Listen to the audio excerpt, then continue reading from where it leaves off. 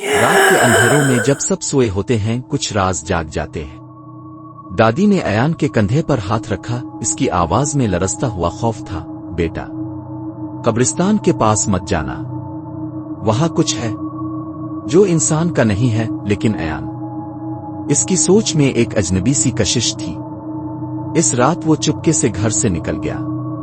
چاندنی رات تھی، ہوا میں خاموشی کا زہر تھا اور راستہ صرف اندھیرا۔ قبرستان کے دروازے کے پاس پہنچتے ہی اس نے محسوس کیا جیسے کوئی اسے دیکھ رہا ہو۔ عجیب سی سرگوشیاں اس کے کانوں میں گھل رہی تھی، اور تبھی اس کی نظر ایک پرانی قبر پر گئی جس کی مٹی خود بخود ہل رہی تھی۔ ایان نے خوف کے باوجود قبر کے پاس ہاتھ ڈالا اور ایک چمکدار تعویذ زمین سے نکلا۔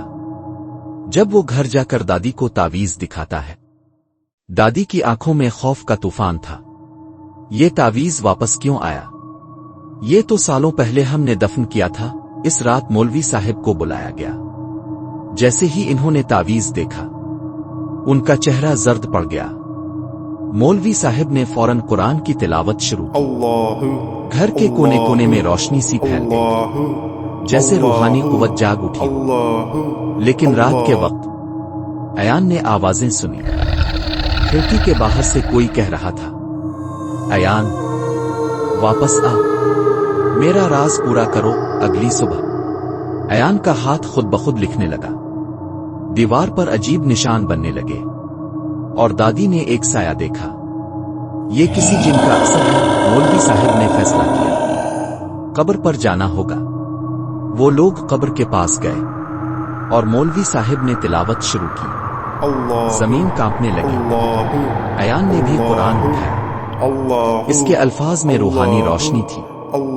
دیواروں پر چہرے الفابیر آئے، رو رہے تھے، چیخ رہے تھے۔ تبھی مولوی صاحب نے قرآن اٹھایا۔ آس پاس نور کا گھیرا بن گیا۔ کالا دھواں ان تک نہیں پہنچ سکا، لیکن قبر سے اچانک ایک جن نکلا، آنکھیں لال، جسم آگ اور دھویں کا۔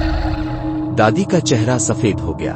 ایان نے ہمت جاٹائی، قرآن اٹھایا اور بلند آواز میں تلاوت کی۔ جن چیخنے لگا، جن روتے ہوئے دھواں بن گیا، تعویذ جل گیا، اور راز ہمیشہ کے لیے دفن ہو گیا۔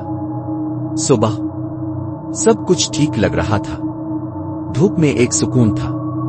ایان نے دادی کو گلے لگایا، اللہ ہر بارائی سے حفاظت کرتا ہے، اور کیمرہ آسمان کی طرف الفاٹتا ہے، جہاں سے روحانی روشنی زمین کو روشن کرتی ہے۔ یہ تھا قبر کا راز۔